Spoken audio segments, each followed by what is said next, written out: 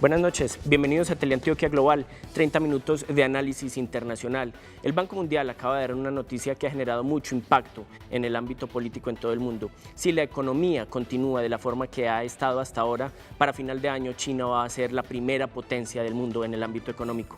¿Cuáles son las implicaciones de esta información? ¿Hasta dónde puede llegar China en el ámbito político e incluso militar, siendo la primera potencia económica? ¿Y qué implicaciones tiene para América Latina y para Colombia? Eso es lo que vamos a ver hoy aquí en Teleantioquia Global.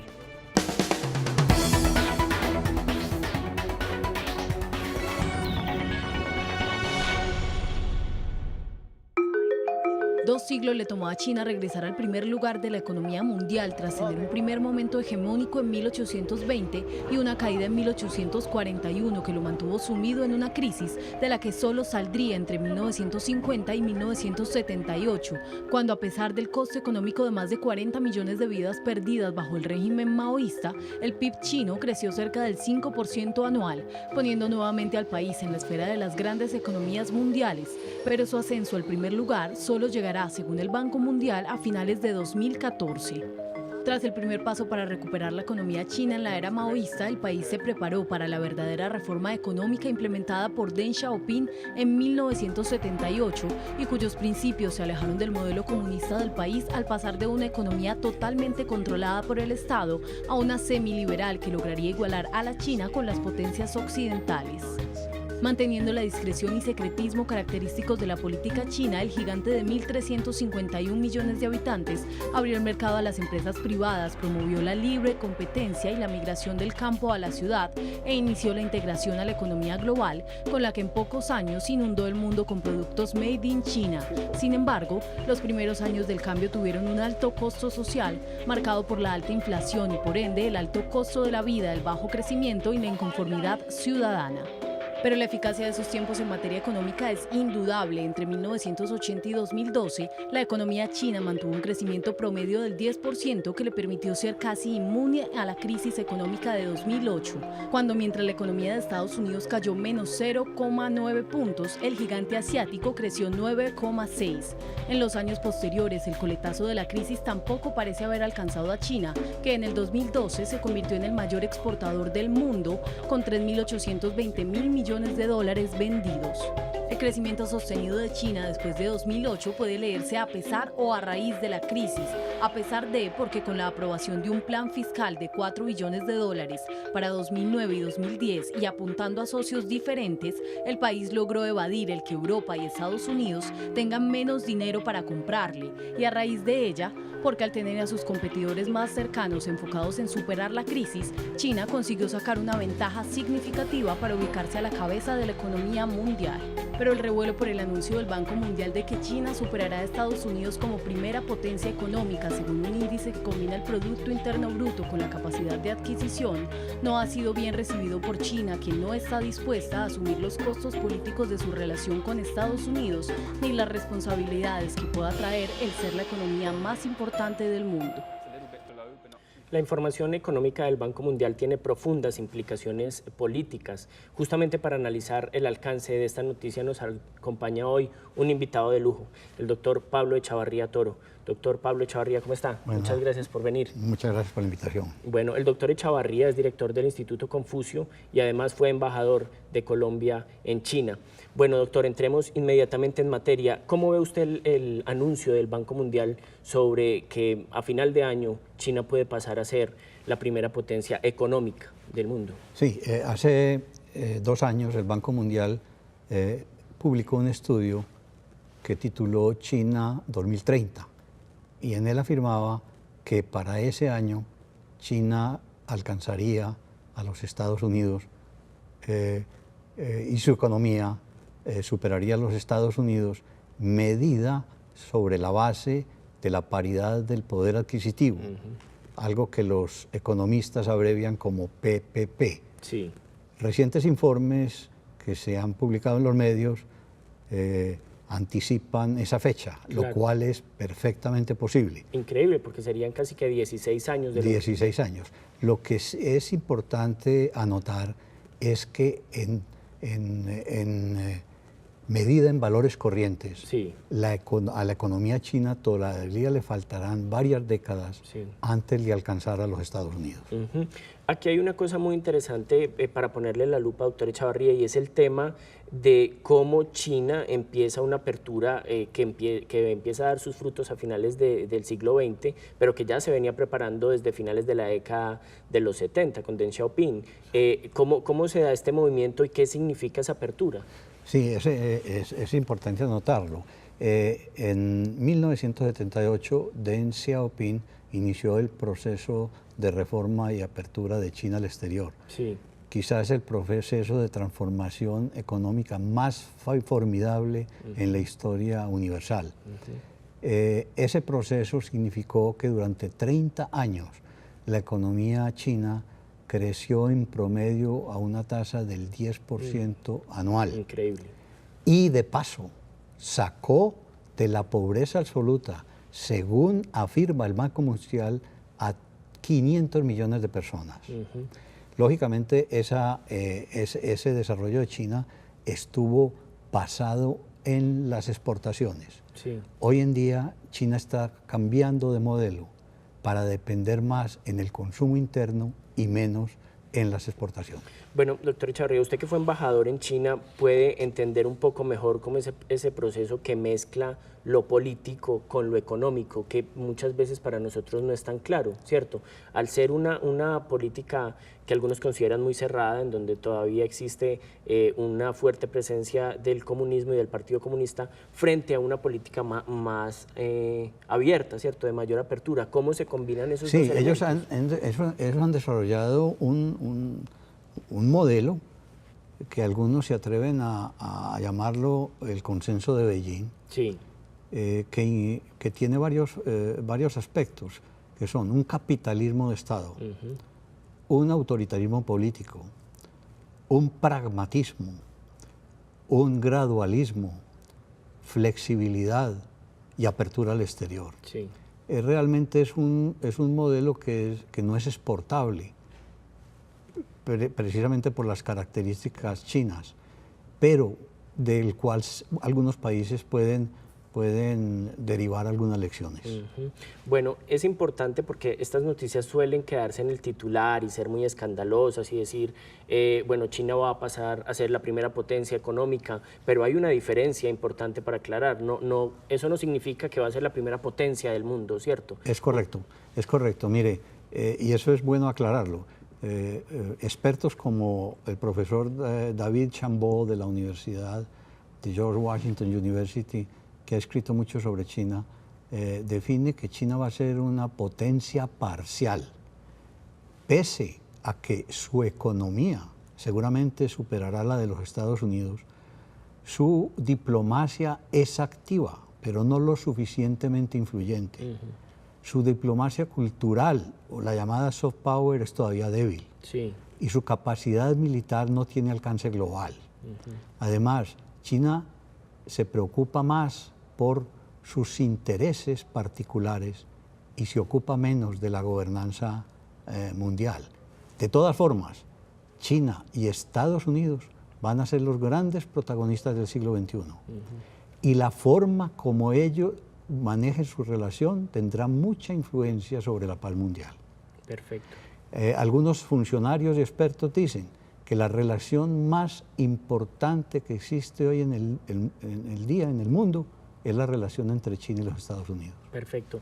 Bueno, hay un elemento importante porque el tema de China viene creciendo, por supuesto, desde finales del siglo XX. Incluso algunos analistas han nombrado a China al interior de ese famoso BRIC de Brasil, Rusia, India y China como los países emergentes que van a enfrentar los grandes retos del siglo XXI. Pero ¿cuáles son los alcances que tiene esta noticia en los países emergentes? Eso es lo que vamos a ver en un segundo cuando volvamos acá en Teleantioquia Global.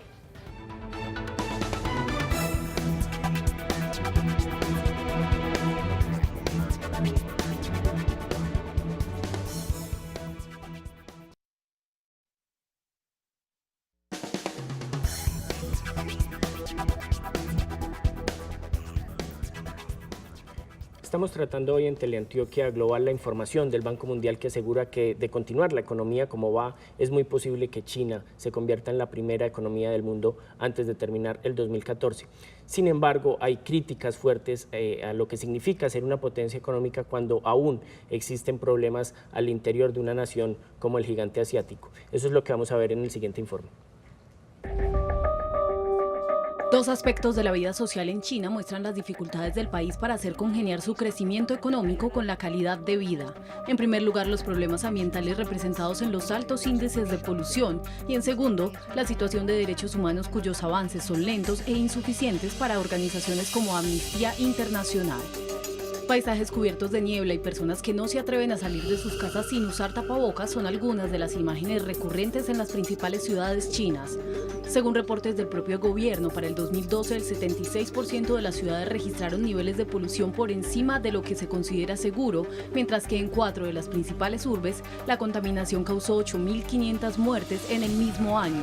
Ante el crítico panorama, la contaminación es uno de los temas en los que el gobierno chino decidió concentrarse para mejorar la calidad de vida de sus habitantes y por ello desde 2013 implementa un plan de descontaminación del aire por $277.000 millones y por el que dice estar dispuesto a desacelerar la marcha del desarrollo industrial para conseguir bajar en un 25% el nivel de contaminación.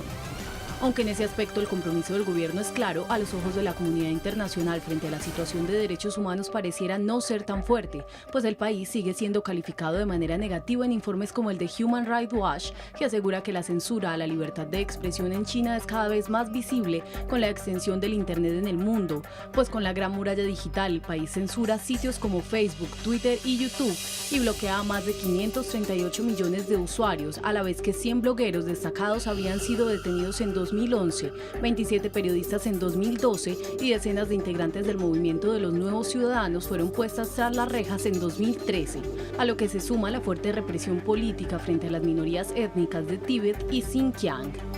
Por su parte, Amnistía Internacional condena el trato dado por el Estado chino a los presos, pues aunque se inició el proceso de abolición de la reeducación por el trabajo, se aplicarían otras prácticas como el emitir condenas administrativas de hasta 4 años sin un debido proceso, mantener la pena de muerte y presuntamente torturar a cientos de detenidos cuyos testimonios han sido recopilados por la organización. A las críticas, China responde exhibiendo las 26 convenciones internacionales de derechos humanos a las que ha adherido recientemente, la liberalización de la política del hijo único, la abolición de la pena de muerte para 13 delitos no violentos y la implementación de un plan de acción de derechos humanos en 2012, y afirmando que su convicción en la protección de los mismos es real, pero que no por ella permitirá la injerencia de organismos no gubernamentales y mucho menos de otros estados en su territorio, dejando claro que aunque está dispuesto a adaptarse paulatinamente al sistema internacional, el aplicarlo en su totalidad o no es un asunto que para el gobierno del gigante asiático pareciera discrecional. Bueno, doctor Echavarría, el crecimiento de China no lo ha exculpado de tener algunas críticas fuertes, sobre todo de la comunidad internacional, en el tema de derechos humanos, en el tema de medio ambiente, en el tema incluso de la libertad de prensa.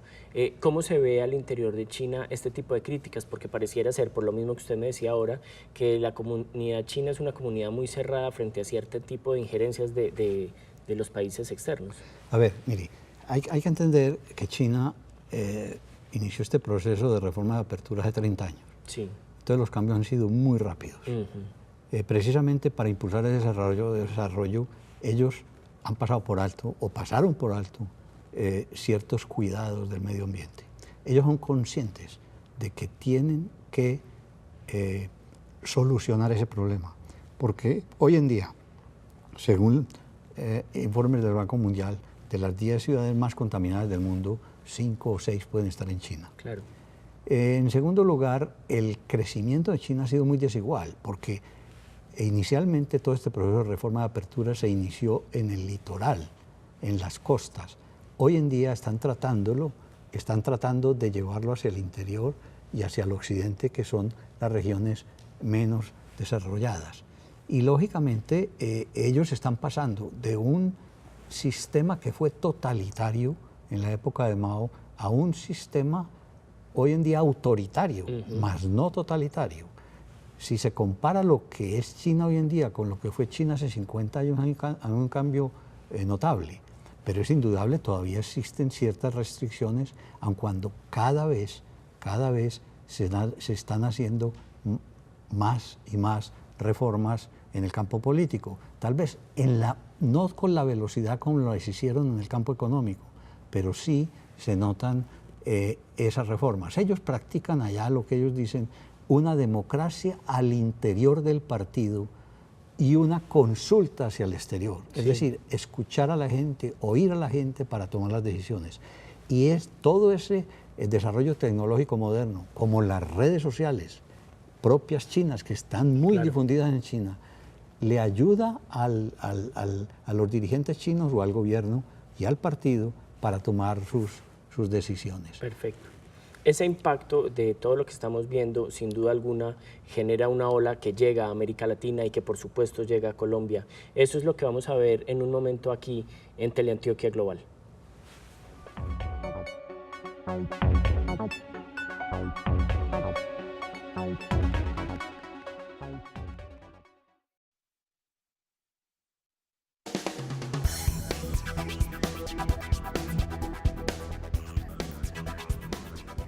La crisis económica en Estados Unidos en el 2008 y sus consecuencias en Europa en el 2010 hicieron también que América Latina empezara a ver a China como una posibilidad de mejorar su economía. El nuevo anuncio, además del Banco Mundial, de que China está creciendo a niveles impensados, hace que América Latina tenga que acelerar su inclusión de China como una de las potencias con las que tiene que mejorar su economía. Doctor Echavarría, ¿cómo está América Latina en su relación económica con China y qué impacto tiene esto en la economía latinoamericana? Sí, efectivamente, el destacado papel que ha venido teniendo China en el mundo se ha sentido también en las economías de América Latina y del Caribe. Se puede decir que China ha puesto seriamente sus ojos en la región, una región de más de 550 millones de habitantes, que es importante para las manufacturas chinas y que a la vez es un recurso que tiene China de materias primas, de energía y de alimentos. Actualmente China es el tercer socio comercial de América Latina y es el primer mercado de exportación de Brasil y Chile. El intercambio comercial ha crecido en forma significativa. Hoy en día es del orden de los 259.000 millones de dólares, con exportaciones chinas a la región por algo así como 133.000 millones e importaciones chinas de la región por 125.000 millones. Sin embargo, según un estudio realizado por CEPAL, las exportaciones de la región de América Latina a China están concentradas en 4 o 5 productos, en general con poco valor agregado. China encuentra que en la región encuentra energía, petróleo ante todo, encuentra minerales, cobre, estaño, mineral de hierro, y encuentra alimentos como soya. Brasil y Argentina son grandes productores de soya. Pero parece que se encuentran en un momento justo el crecimiento de las dos economías, porque en medio de la crisis económica europea y en medio de la crisis económica estadounidense, América Latina logra tener unos crecimientos importantes, sobre todo los países que tienen su salida en el Pacífico, Perú, Chile, por supuesto Colombia, y además el crecimiento chino. Eso hace como que se encuentren, haya una colisión de dos planetas económicos importantes. Yo recuerdo que tal vez el ministro Cárdenas en una conferencia que le escuché en la Universidad de FIT decía que Sudamérica, algunos países de Sudamérica, aquellos que tienen materias primas que le hacen falta a China, recibieron como un viento de cola de China, porque jalonaron esas exportaciones de productos chinos. China también, y hay que decirlo, está invirtiendo en la región, especialmente en el sector del petróleo y en el sector de la minería. Además, para ratificar también el interés de China por América Latina, por la región de América Latina, vemos cómo ya ha celebrado 3 tratados de libre comercio. Lo celebró el primero con China en el año 2006, después fue con Perú en el 2010 y finalmente con Costa Rica en el 2011. Bueno, y ya entonces hay que entrar en el tema colombiano, porque Colombia ha mostrado también un incremento en sus relaciones con China. Usted, por supuesto, como embajador en el 98, le toca casi que un proceso de transformación importante, y hoy en día, digamos, en universidades como la misma de AFID, uno ve estudiantes chinos que están viniendo a estudiar, y además el tema económico tiene un peso mucho más fuerte que 10 años atrás. Sí, correcto. Mire, las relaciones de China con Colombia se establecieron en febrero de 1980. O sea que el próximo año van a cumplir 35 años. Sí. Las relaciones son cordiales, de amistad, de cooperación, no son conflictivas, pero a mi juicio les hace falta más compromiso entre las partes. Sin embargo, el comercio con China ha crecido significativamente. Hoy en día está del orden de los 15.000 millones de dólares, con exportaciones chinas por valor de un poco más de 5.000 millones, cuando en el 2002 fueron apenas 30 millones. Sí. Y con importaciones desde China por 10.000 o más millones de dólares, cuando en el 2002 fueron apenas 533 millones de dólares. Ahora, lo que sí hay que decir es que las exportaciones colombianas a China están concentradas en 5 productos. Perfecto. 5 productos ocupan el 92,6% de las exportaciones colombianas a China. ¿Y cuáles son esos 5 productos? Son petróleo, derivados del petróleo, ferroníquel, carbón y chatarras. Sí. Que tienen realmente muy poco valor agregado. Pero yo creo que Colombia, por su posición geográfica tan destacada, puede aprovechar esa relación con China y sacarle partido al TLC que firmó con los Estados Unidos. ¿Cómo? Trayendo productos semielaborados de China para terminarlos en el país y exportarlos a los Estados Unidos con 0 arancel. De hecho, una firma muy importante de Bogotá hizo un estudio de 200 productos que exporta China a los Estados Unidos, pagando altísimos impuestos, que podrían ser terminados en Colombia con destino al mercado americano con 0 impuestos. Perfecto. Doctor Echavarría, muchísimas gracias por habernos acompañado esta noche acá. Muy amable, que esté muy bien. Teleantioquia Global. Me siento muy complacido de estar aquí con usted. Espero tenerlo nuevamente para seguir hablando del tema de Asia-Pacífico. Con mucho gusto. Perfecto. Nosotros entonces acá en Teleantioquia tenemos una mirada global.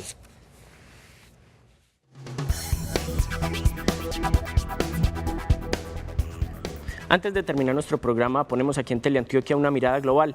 3 temas que serán noticia la próxima semana. El primero de ellos tiene que ver con Obama y con Cuba. Por primera vez en más de 50 años, un grupo de políticos, tanto republicanos como demócratas, le han pedido al presidente de Estados Unidos que flexibilice su posición con la isla, que ayude a buscar nuevas alternativas para tener una mejor diplomacia. Hay que estar muy atentos porque los impactos de esta decisión pueden ser muy fuertes para América Latina. El segundo tema es Turquía. La semana pasada una explosión en una mina de carbón dejó más de 300 muertos y ya han empezado las investigaciones que están afectando incluso al primer ministro Recep Erdogan sobre lo que puede ser y cómo adelantó todo el proceso de esta tragedia. Y el tercer tema es el Papa Francisco. Este sábado va a iniciar un viaje por primera vez hacia Tierra Santa, donde irá, además de Jerusalén, a los territorios palestinos y a Jordania. Esto es todo, entonces, hoy aquí en Teleantioquia Global. Nos vemos el próximo miércoles a la misma hora, 9:30 de la noche, con más análisis, nuevos invitados y mayor profundidad. Muchas gracias.